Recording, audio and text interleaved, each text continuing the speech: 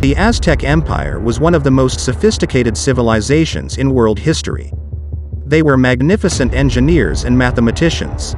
They composed elaborate poetry, had excellent medical knowledge for the time, and were the first civilization to implement universal compulsory education. Yet the Aztecs had a dark side that has often overshadowed these significant achievements: the spectacle of mass human sacrifice. While many cultures throughout the world have historically sacrificed human beings as part of their religious beliefs, the Aztecs are the most famous.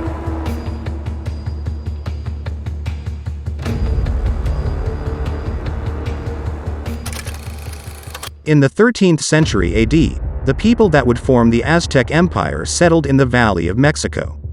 The empire, forged from a so-called triple alliance of 3 city-states, solidified and expanded its power so that by the 15th century it dominated most of central Mexico and had to influence throughout other areas of Mesoamerica. The Aztecs were polytheistic, worshipping up to 200 divinities. The many gods were divided into broad categories. Life was represented by Ometeotl, literally, two god, a male-female pair that created the gods, and Tezcatlipoca, an all-powerful divinity that controlled fate. Another category was agriculture, which included Tlac, a god of thunder, rain, and fertility, and Centut, the god of maize. There were also numerous gods of war. Aztec mythology tells that the gods cast themselves into a fire to create the sun and bled themselves to create humanity. The motif of the sun is worth pausing on since it figures such a prominent place in Aztec beliefs. Aztec mythology states that we are living in the age of the 5th sun, that is, that there were 4 suns before our current one and that each was in turn destroyed by various cataclysms including jaguars, hurricanes, flood, and fiery rain. Each sun age was presided over by a different god, with the current age overseen by the sun god Tonatiuh, he who goes forth shining. It was foretold that the 5th age would end with earthquakes.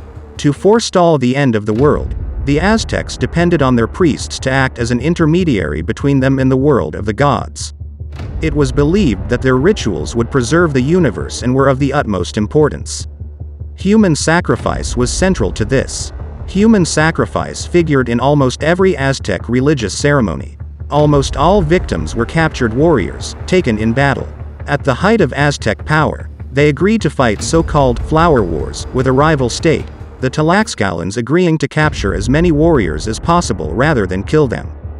This was a matter of prestige for Aztec warriors. The more captives one took, the greater one's status. Many captives were ultimately sacrificed. Victims were sacrificed in a variety of ways.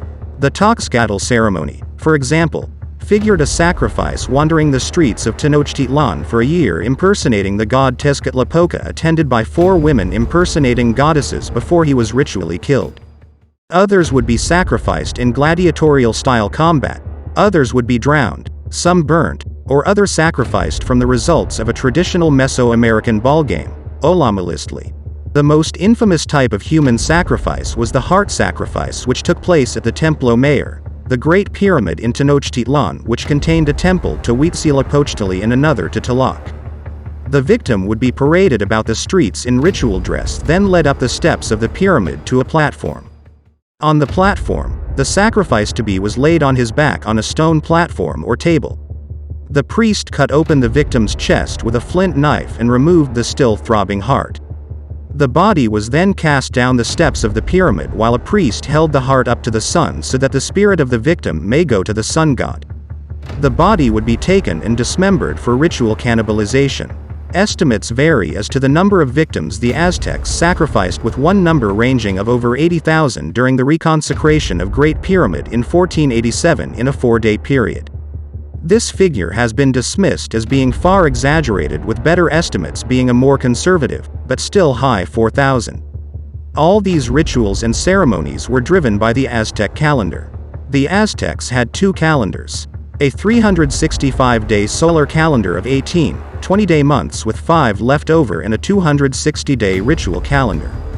The complex ritual calendar worked through a 13-day cycle which ascribed one of 20 glyphs representing animals, ideas, and the like to the number.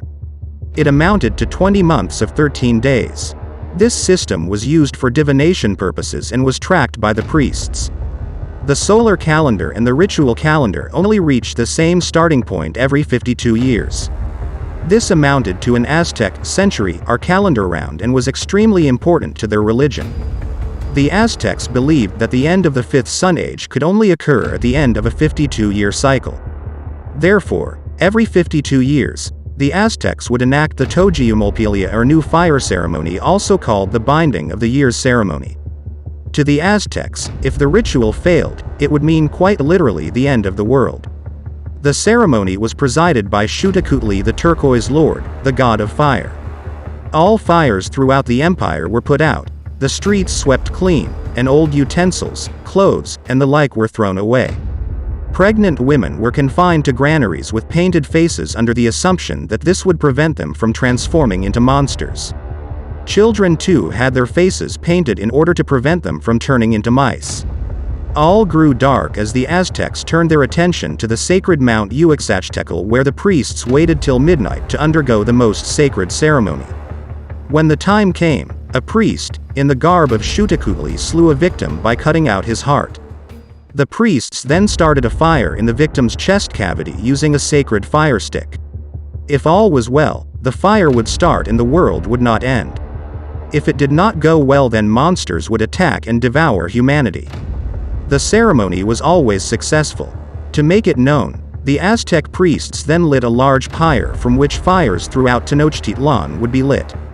With the calendar reset, parties and celebrations followed. Aztec religion ended after the Spanish conquest in the 16th century. The Spaniard conquistadors often used the sacrifices which they witnessed to justify the brutal subjugation of the Aztecs. Aztec human sacrifice has been explained by modern scholars in a variety of contexts. Some believe that it was a form of population control. Others contend that it was used as a political tool to intimidate those states that were subordinate to Tenochtitlan. Yet perhaps the most direct explanation was that it was their belief system to perform these sacrifices to prevent the end of the world.